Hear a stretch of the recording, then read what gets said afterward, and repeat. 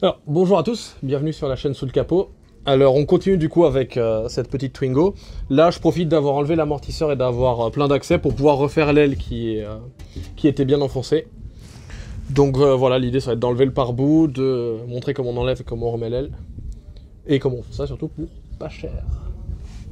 Donc, on va profiter d'avoir enlevé l'amortisseur là et d'avoir un peu d'accessibilité. Je sais pas si vous avez remarqué, c'est assez dur à remarquer, mais l'aile elle est un peu enfoncée.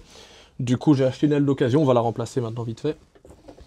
Donc, on commence par enlever tous les clips plastiques qui tiennent le pare-bout.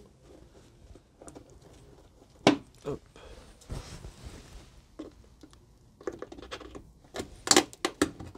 Ah ouais, ok, les clips sont à moitié cassés.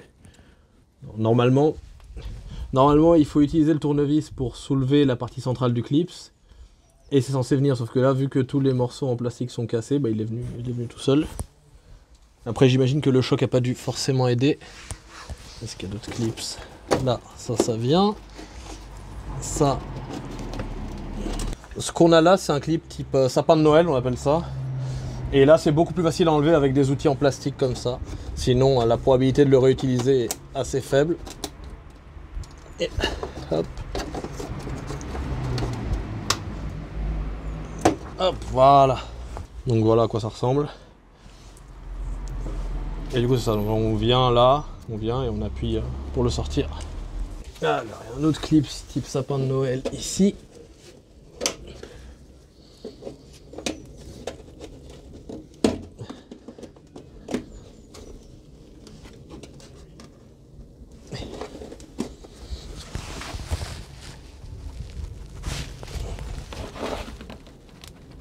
Voilà. Ça c'est bon. Et il y en a un dernier en dessous là.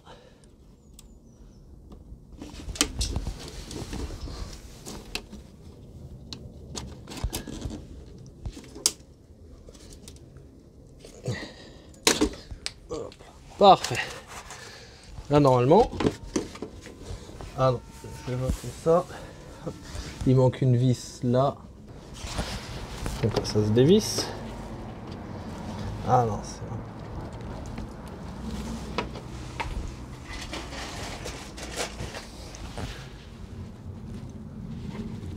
Alors, pour cette petite vis là, ouais non mais c'est pareil, là normalement il faut dévisser, mais il a été fatigué par le temps. Ce que je vais faire, c'est que je vais décoller avec un petit tournevis. Voilà. Ah bon là, il est juste en tirant bien.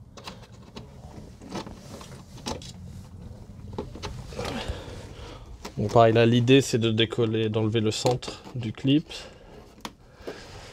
Voilà. Vous voyez, ouais, là c'est le centre, la vis quand elle s'enfonce, elle vient appuyer sur ces dents là et ça vient s'écarter. Et là normalement...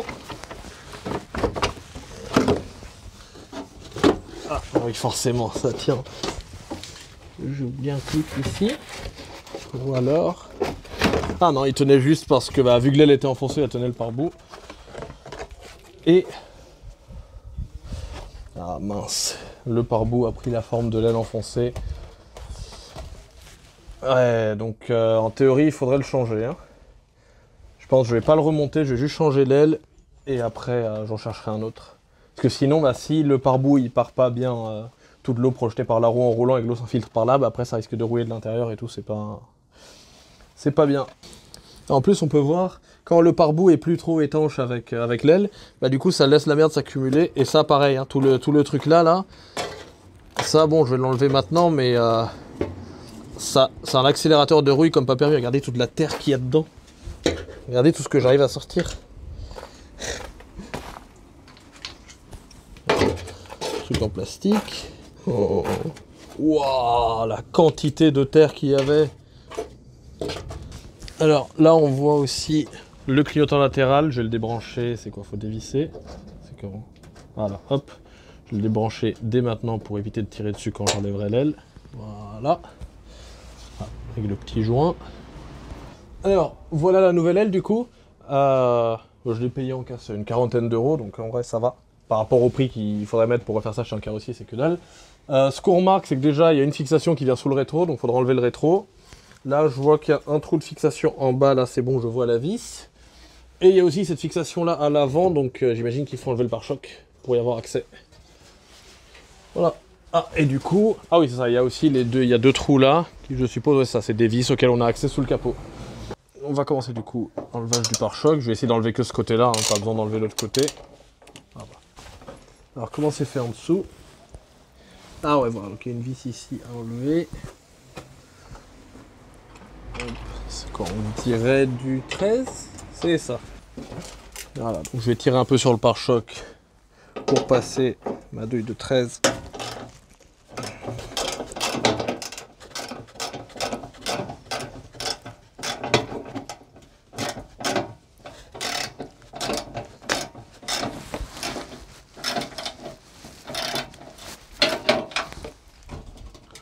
Ah, c'est la fixation du pare-choc du coup qui est sur l'aile. Ok, je vois.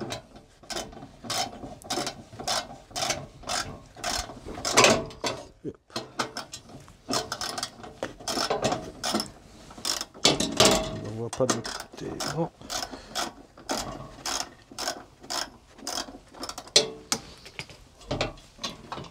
Ah bon voilà, ça passe à la main.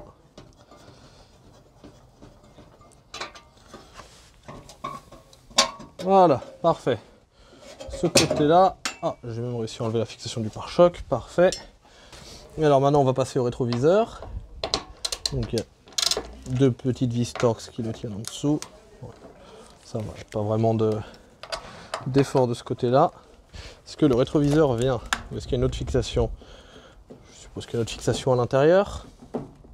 Alors il y a l'air d'avoir aussi quelque chose qui tient à l'intérieur de la voiture. Donc, je vais enlever ça. Hop là. Ah ouais, en effet. Je vois un petit écrou qui tient le rétro. Donc là, il faut absolument une douille longue, sinon ça passe pas. Alors, fort heureusement pour moi, j'en ai une en taille 8, donc ça ressemble à ça. J'espère que c'est bien du 8 parce que j'ai pas plus petit. Ouais, c'est ça. Ah bah, j'ai même pas besoin de cliquer au final. Ça sort tout seul. Voilà. Je vais peut-être tenir le rétroviseur. Voilà, j'ai fini de l'enlever. Donc maintenant, en tirant, ah bah parfait. Bon, c'était pas compliqué en fait, ça va. Hop, le rétro est enlevé. Et en effet, maintenant, on voit la petite vis Torx qui tient l'aile. Bon, du coup, avant d'enlever la vis là, je vais d'abord venir enlever celle qui est en dessous. C'est du 10. Ouais, ça a l'air d'être du 10, mais elle est assez déformée. Du coup, la douille de 10 ne rentre pas. On va essayer avec la 11, voir si... Soit j'arrondis la vis, soit ça vient. Ok, j'arrondis la vis. Bon, hop. J'ai réussi à l'enfoncer. C'est bon, elle est bien enfoncée, ça devrait venir. Voilà, ça passe, ça passe. Voilà, ah ouais, elle était un peu fatiguée la vis. Bon. Et maintenant, on prend le petit embout Torx et on vient dévisser ça là-haut. Je vais peut-être tenir l'aile aussi pour éviter d'abîmer autre chose.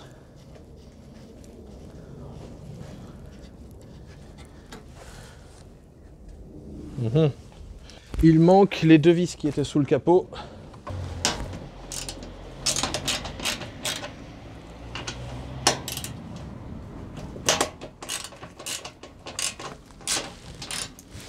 C'est bon, toutes les vis sont enlevées. Soit, toutes les vis ne sont pas enlevées. Je l'avais pas vu sur la nouvelle aile. Il y a une petite vis Torx ici. Ça rentre pas. Il faut la taper aussi.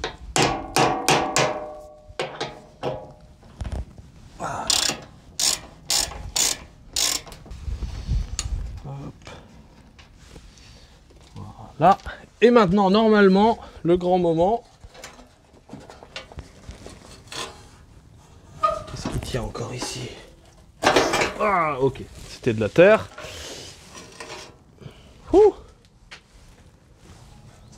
Voilà, l'aile est sortie. Parfait, il n'y a plus qu'à aller mettre la nouvelle aile. Bon, je vais quand même passer un coup de propre avant parce que là, c'est pas très beau. Alors, maintenant, on va passer au réassemblage de l'aile. On va d'abord faire passer ça dans le pare-choc.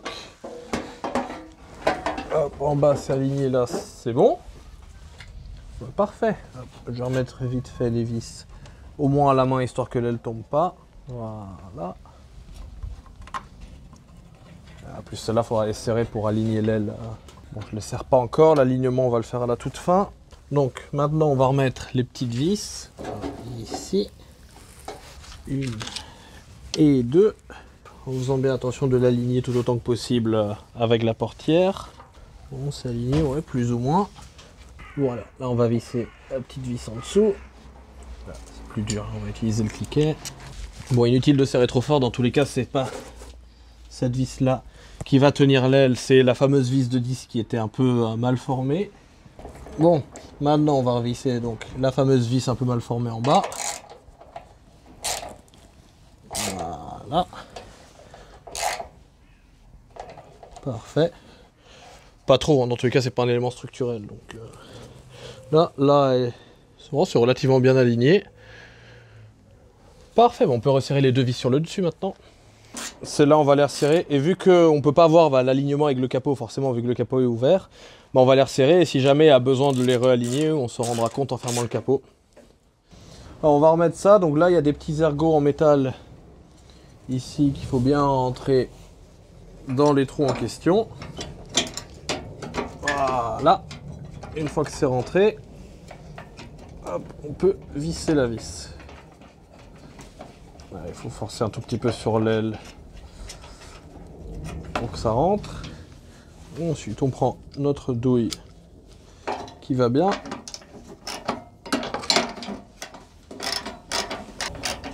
Bon, là, sur cette platine-là, ici, il y a la marque de l'ancienne vis. Donc, j'essaie de remettre la vis sur sa marque. Comme ça, le pare-choc va être aligné de la même manière. Hop, voilà, ça c'est bon. Donc maintenant, on peut passer à la remise en place du pare-choc. Voilà, bon, c'est pas très compliqué. Hop.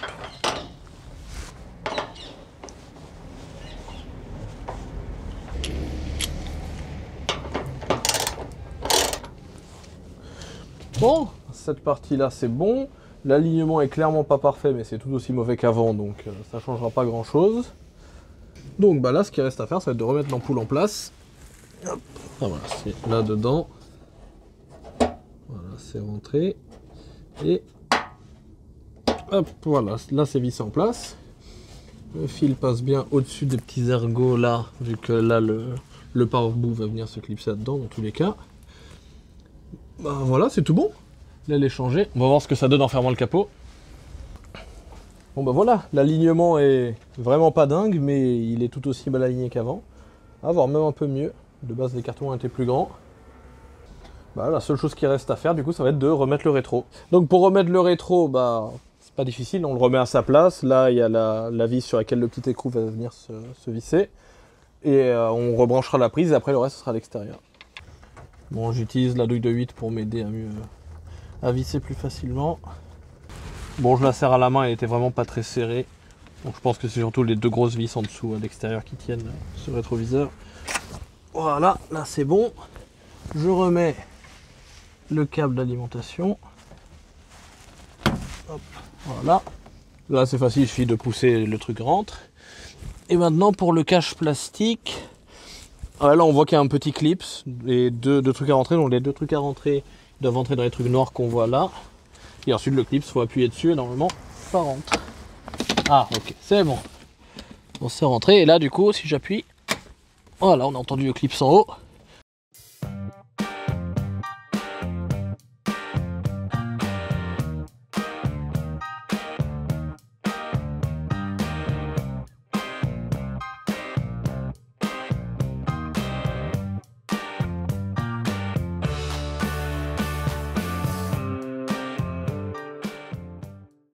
Bon alors, on a vu comment remonter une aile sur une petite Twingo 1. C'était pas très difficile franchement, à part bon, ok, il fallait enlever le rétroviseur et un bout de pare-choc, mais à part ça, il n'y avait rien de bien compliqué. Maintenant, moi, la seule chose qui me reste à faire, là, ça va être de remettre le pare-boue. Mais vu qu'il était déformé, comme j'ai dit, je vais en commander un autre et je le montrerai quand il sera arrivé. Dans tous les cas, vous avez vu le démontage, donc c'est pas difficile. On reprend les clips et on les remet là où ils vont.